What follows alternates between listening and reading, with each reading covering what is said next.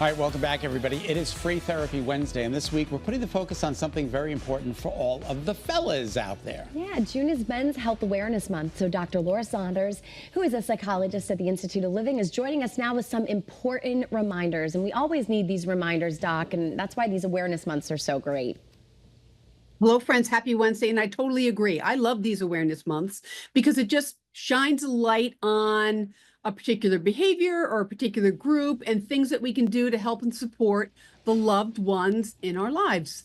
I am going at 1:30 to Dr. Ken Abriola in Glastonbury for my annual physical. I already had the blood work done. I did it on Saturday so that he knows the results before I get there. Very smart. I'm on top of this, and I think other guys should be on top of this as well. Well, that's great because I think, based on some stereotypes, a lot of men are afraid about asking for help, or most importantly, what you're doing, getting regular preventative care, right? Yes. So the best way to address a problem is to prevent it from happening in the first place or catch it very early on. And unfortunately, based on some stereotypes, I think men see asking for help as weakness. And instead of just getting help is a way to have a full and healthy life. And we want all those preventative measures in place because, as we know, the leading cause of death in men is heart disease. So, Doc, on that level, what can we be doing and what should we be on the lookout? What are some red flags that could point to that? So there are some lifestyle factors that are indicators for heart disease that you need to get, certainly need to stay on top of or get checked out. Diabetes, obesity, physical inactivity, excessive alcohol use, and of course, the biggest problem of them all, smoking. Smoking is a problem in every way, shape, or form. It leads to nothing good. But if you have any of those risk factors or concerns, please see your primary care doctor, get some tests, and get preventative help. Why is it that men, I think it's pretty well known, men are more reluctant than women to get checked out for these conditions? Why? Do you have any idea as to why that is? I think it has to do with the perception that if they ask for help, they are perceived as weak, which is totally false, because I think asking for help is the greatest sign of strength. And so much of what we need the loved ones in our lives to do, our fathers, our brothers, our spouses, is we need them to get preventative care. So to do the things that prevent bigger problems, get screenings based on your history and your risk factors. Look at your alcohol use, because that's something that really can have an impact on your health.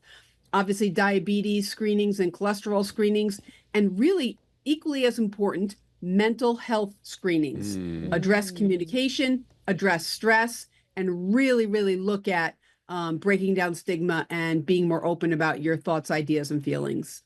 Doc, one thing we love to do is pick your brain with some great ideas or approaches. So for a man in our life, or the men in our life who they don't like to talk about their health, they don't want to talk about, stress, or if they have any mental health issues, what is a good, kind of a template script you can give us on how we can approach them to show them that we care, we love them, we want them in our lives for a long time to come?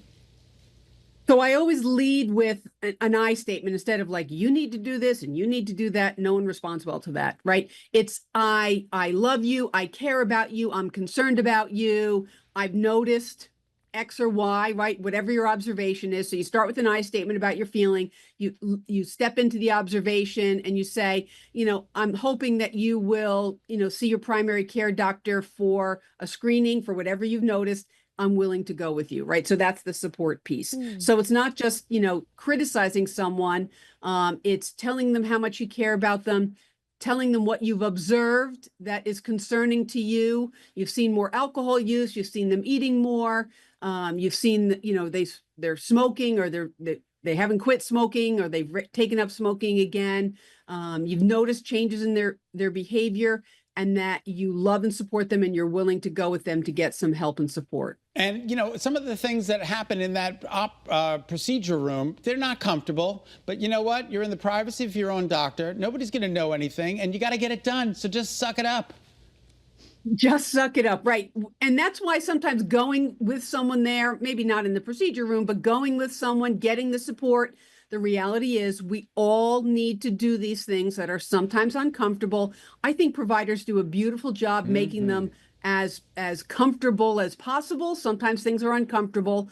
And so it's just stepping into it, because the only quality of life we will have is if we have both our physical health and our mental health.